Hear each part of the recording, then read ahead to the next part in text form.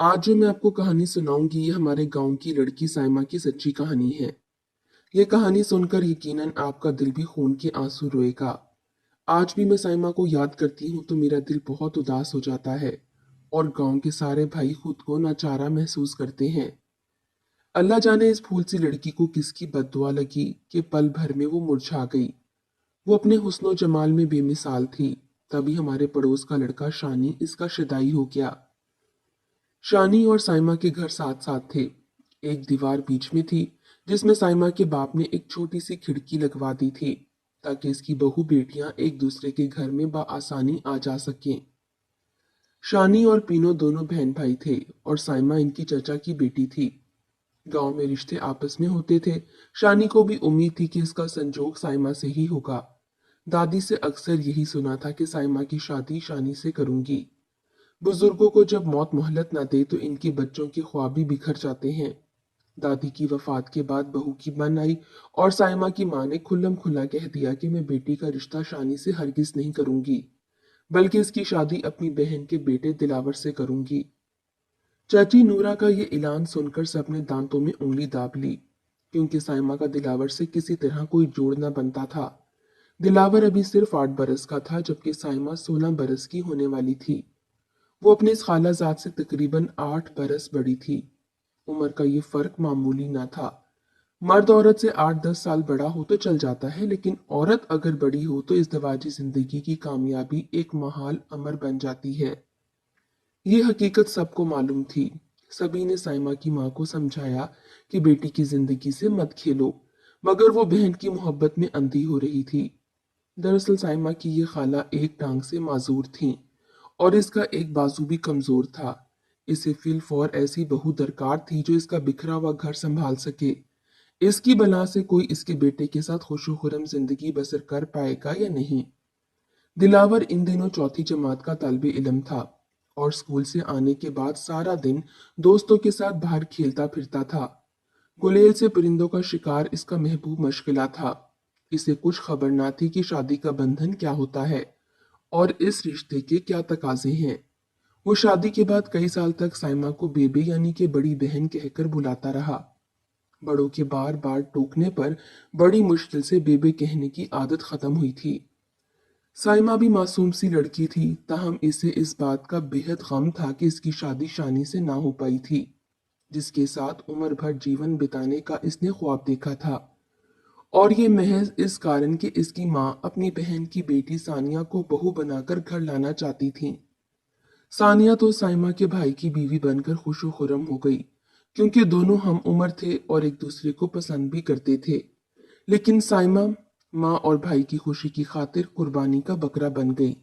इसके दिल की दुनिया ही उजड़ गई। वो लड़की थी, दुख सहकर सबर कर लिया, लेकिन शानी बहुत ज्यादा मुतासिर हुआ था। वो इस कदर डिस्टर्ब हुआ कि घर से चला गया और 3 साल तक वापस ना लौटा। माँ बाप बेचारे बेटे की जुदाई और परेशानी में नीम जान होकर रह गए। साइमा की चच्ची उठते बैठते बद्दुआएं देती थी कि नूरा, जैसा जुल्म तूने शानी पर ढाया है और मेरे बेटे का दिल उजाड़ा है, अल्लाह करे तेरा भी इसी तरह दिल उजड़े।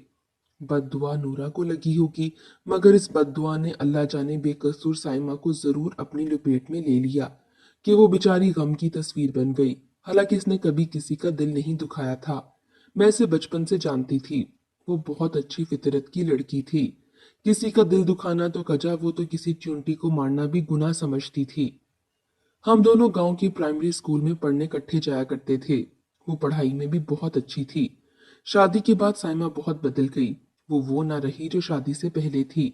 देखकर यूं लगता था जैसे वो अचानक जिंदगी के कई अशरे एक जसद में ही फैलांग गई हो। 16 साल की साइमा यकदम 40 बरस की औरत जैसी संजीदा और सियानी नजर आने लगी थी। दिलावर को तो अभी तक पता ही ना था कि बीवी क्या होती है। वो घर आता तो माँ से कहता, अम्मा ये सालन अच्छा नहीं पकाती, पता नहीं तू इसे क्यों लेकर आ गई है। बहुत दिन रह लिया, अब इसे इसके घर भेजो। ये मुझे रोज हाथ मुंह धोने का कहती है। इसे हर वक्त सफाई सुथराई की पड़ी रहती है। मुझे ये बिल्कुल अच्छी नहीं लगती। मेरा सर खाती रहती है कि नाखून काटो, जूते पॉलिश करके स्कूल जाया करो, हाथ मट्टी से गंदे मत किया करो।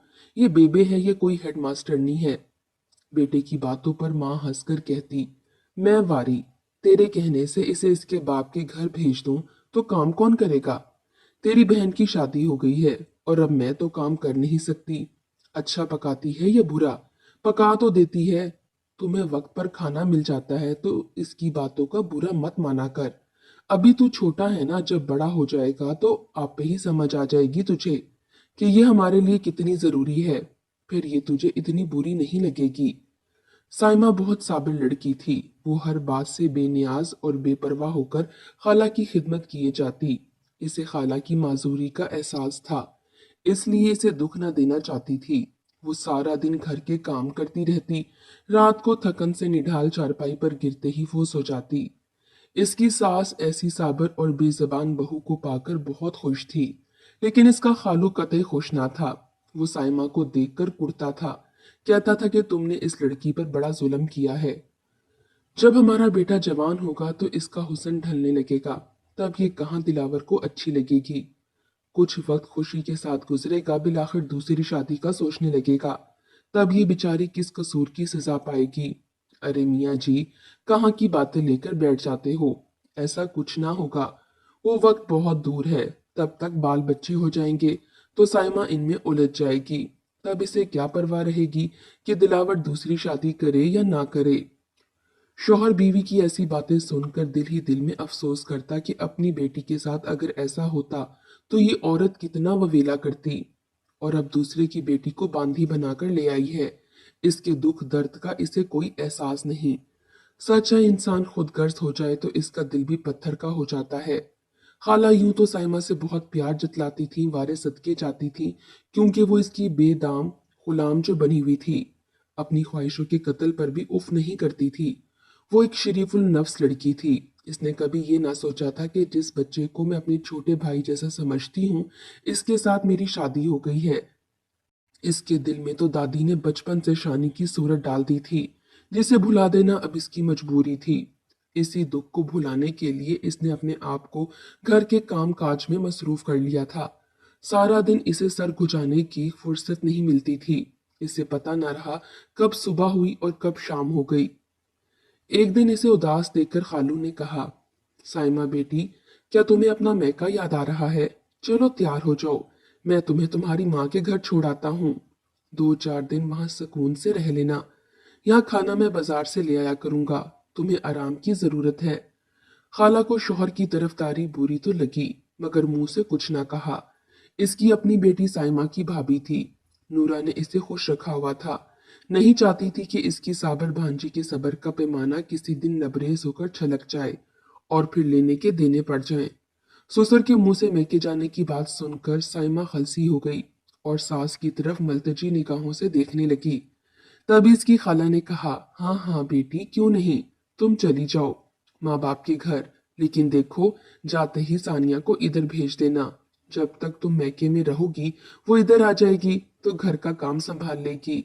तुम तो जानती हो बेटी कि मैं काम नहीं कर सकती। जी खाला, मैं जरूर अम्मी और भाई से कहूंगी कि वो सानिया को आपके पास पहुंचा दें। हालांकि अभी चंद दिन कबल ही वो मैके रहकर गई थी और साइमा जानती थी कि इतनी जल्दी इसका भाई बीवी को दोबारा माँ के घर आने की इजाजत नहीं देगा। ताहम वो खुशी खुशी तैयार हुई और ससुर के हमरा चलती बनी। अभी आधा रास्ता तय हुआ था कि अचानक इसके ससुर ने कहा, बेटी, तुम जरा इधर रुककर मेरा इंतजार करो। मैं नजदीकी पेट्रोल पंप से ठंडे पानी की बोतल लेकर आता हूँ। मेरा दिल डूब रहा है। न जाने क्या हो रहा है कि मुझसे चला नहीं जा रहा। खालू, आप पानी ले आए, मैं इधर दरख्त के नीचे साए में बैठ जाती हूँ। गर्मी बहुत तेज है, शायद इसी वजह से आपको लू लग गई है। और अभी तक वैगन का अड्डा भी बहुत दूर है। साइमा ने चादर से खुद को ढांप रखा था। वो दरख्त की ओट में बैठकर ससुर का इंतजार करने लगी, क्योंकि गर्म हवा चल रही थी। इसे भी ठंडे पानी की तलब हो रही थी। काफी देर गुजर गई और इसका ससुर वापस न आया तो इसका जी घबराने लगा। लेकिन वो इस जगह से 2 कदम इधर उधर ना हुई, कहीं इसका ससुर आ जाए और ना पाकर परेशान ना हो जाए। सड़क से कई मुसाफिर गुजरे, लेकिन इनमें से कोई भी इसका खालू जैसा ससुर नहीं था। वो परेशानी में बार बार रास्ते को तकती थी जिधर खालू गया था। वो आस पास देखती रही, वहां कोई जी नफ्स मौजूद ना था। हर तरफ खामोशी थी। गर्मी की वजह से परिंदे तक दम साधे बैठे हुए थे। अब इसे डर लगने लगा, क्योंकि काफी वक्त गुजर चुका था। दोपहर से शाम हो गई। वो दुआ करने लगी, एक काश कोई आ जाए जो इसके ससुर की खबर ला दे। तभी एक शख्स आया और उसने कहा कि तुम किसका इंतजार कर रही हो बीबी? मैं सड़क पार से आ रहा हूँ। अपने खालू जी का। यहीं कहीं किसी नजदीकी पेट्रोल पंप से ठंडे पानी की बोतल लेने के लिए गए थे। कई घंटे गुजर गए हैं और अब तक वो वापस नहीं आए। क्या तुम्हारे खालू का नाम मुश्ताक था? जी हाँ। क्या आप उनको जानते हैं? हाँ, बहुत अच्छी तरह। वो सड़क पर जाते जाते अचानक गिर गए। वहां से गुजरते हुए शायद इन्हें मिर्गी का दौरा पड़ा था या कोई और मसला था। वो बहरहाल मेरे उस्ताद रह चुके हैं, इसीलिए मैंने इन्हें और उन्होंने मुझे पहचान लिया।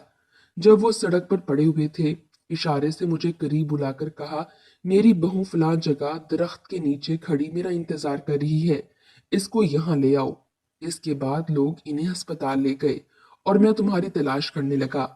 मगर अस्पताल तो शहर में है ना, और वहां तक जाने में घंटा डेढ़ घंटा तो लग जाता है।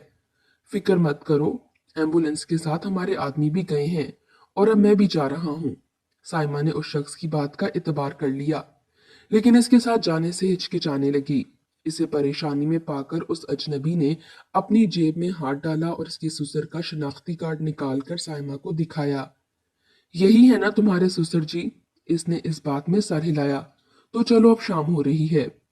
वो कोई और सवाल किए बगैर इसके हमरा चल दी। आगे गाड़ी खड़ी थी, वो इसमें बैठ गई। अजनबी ने गाड़ी स्टार्ट कर दी थी और अनजाने रास्ते पर हो लिया। हम कहाँ जा रहे हैं? शहर के अस्पताल, जहाँ तुम्हारे खालू को लेकर गए हैं। इनका शनाख्ती कार्ड जमा कराना है। वो शहर के अस्पताल कभी ना गई थी। कहने लगी, भाई बात सुनो, मुझे अस्पताल नहीं जाना, मुझे मेरे घर पहुंचा दो। मैं वहां जाकर क्या करूंगी? पहले खाला को बताना जरूरी है कि वो खुद अपने रिश्तेदार मर्दों को अस्पताल भेज देंगी। बीबी, तुम्हारे ससुर ने यही कहा था कि मेरी बहू को मेरे पास ले आओ। अगर तुमने नहीं जाना तो यहीं सड़क पर उतर जाओ। अपने घर का रास्ता तो तुम्हें आता ही होगा, लेकिन हम तो काफी आगे आ चुके हैं। मैं वापसी का रास्ता इस वक्त कैसे तलाश करूंगी? इसलिए तो कहता हूँ कि अस्पताल चली चलो। तुम्हारे घर वालों को इतला पहुंच चुकी है, अस्पताल आ गए होंगे, तो इनके साथ वापस घर लौट जाना। साइमा सोच में पड़ गई। इसे सोचता देखकर वो बोला, बीबी मेरी मानो तो अस्पताल चलो। हम नजदीक पहुंच चुके हैं और तुम्हारा घर दूर रह गया है। रात हो रही है, तुम्हारा अकेला गांव जाना मुश्किल है। साइमा बेबस हो चुकी थी। अंधेरे में अकेली इतनी दूर, घर से दूर सड़क पर उतर जाना भी अब इसे खतरे से खाली ना लगा। इसकी परेशानी बढ़ती जा रही थी। और कितनी दूर जाना है?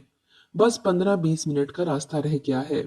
बस वो देखो, सामने रोशनी दिख रही है ना, वहां तक जाना है। घबराओ नहीं, बस हम पहुंच ही गए हैं।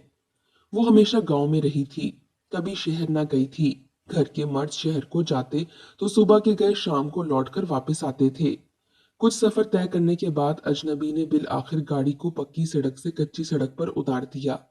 अब वो खौफजदा हो गई कि इस तरफ तो शहर के कोई भी आसार ना थे।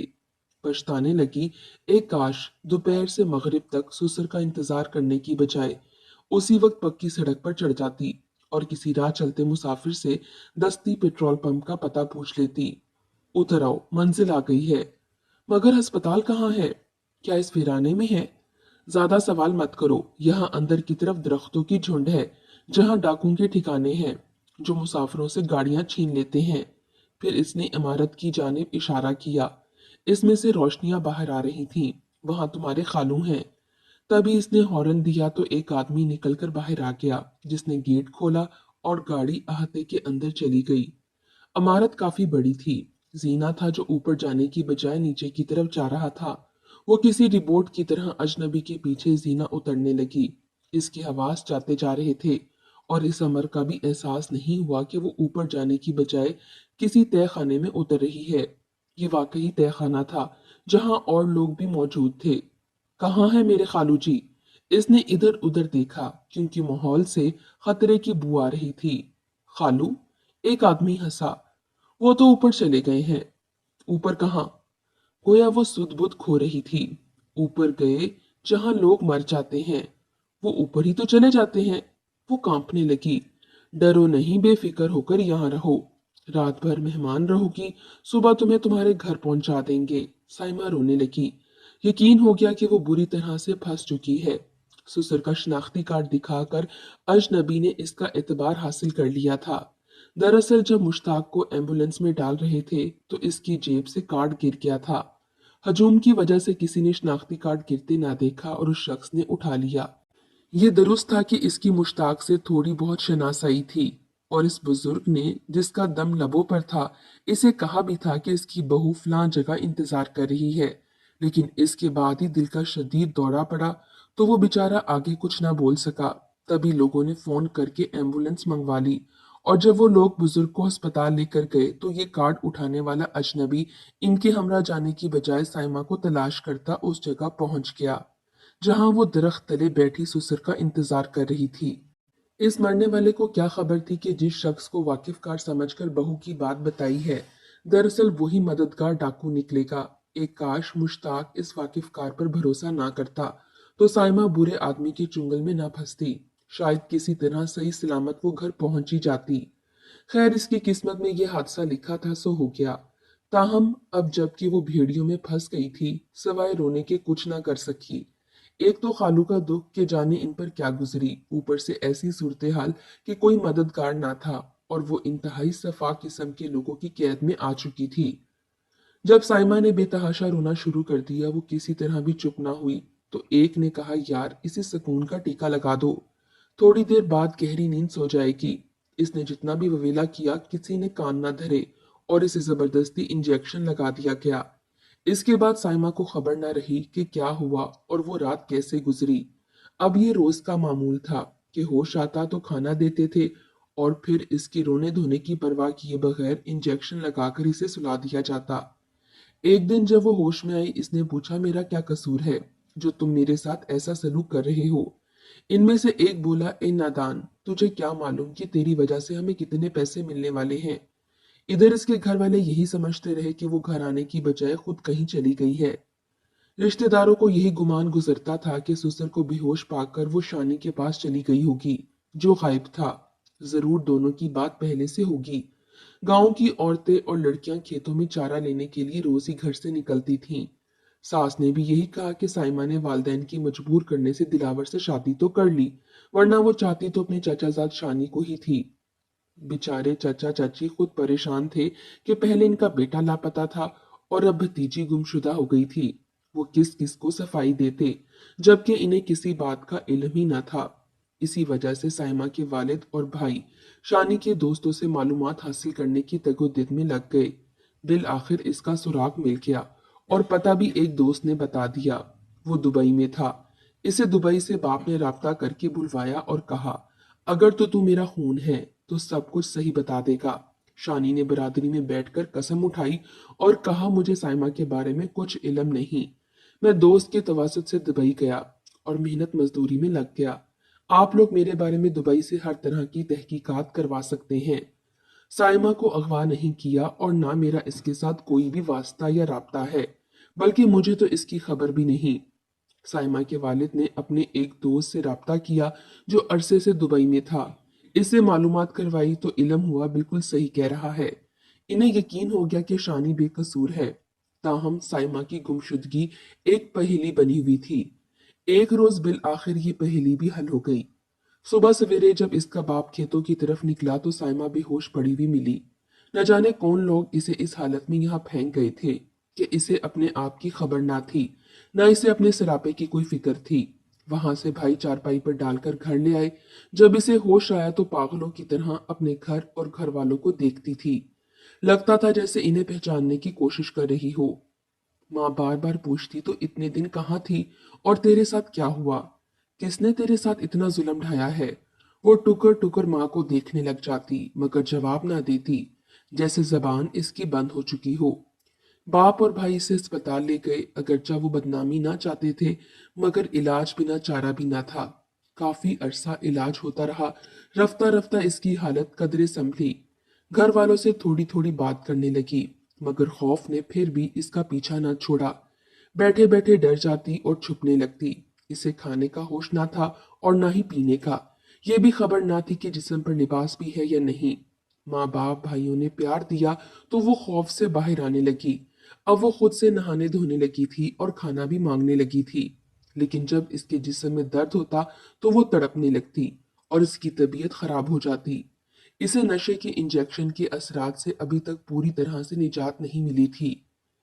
माँ बाप के घर आने के बाद 1 साल तक वो इसी हालत में रही कि तमाम अरसा इसने किसी गूंगी लड़की की तरह गुजारा था। जब इनके घर कोई मिलने आ जाता वो दौड़कर कमरे में चली जाती और अंदर से कुंडी लगा लेती, वरना सारा वक्त एक जगह बैठी रहती और खला में घूरती रहती। कभी खुद कलामी करने लगती। इसने खुद पर जो गुजरी थी सिर्फ अपनी माँ को आगाह किया था और कहती थी, अम्मा किसी को मेरा ये हाल मत बताना, वरना सब मुझे बुरी नजरों से देखेंगे, शर्मिंदा करेंगे।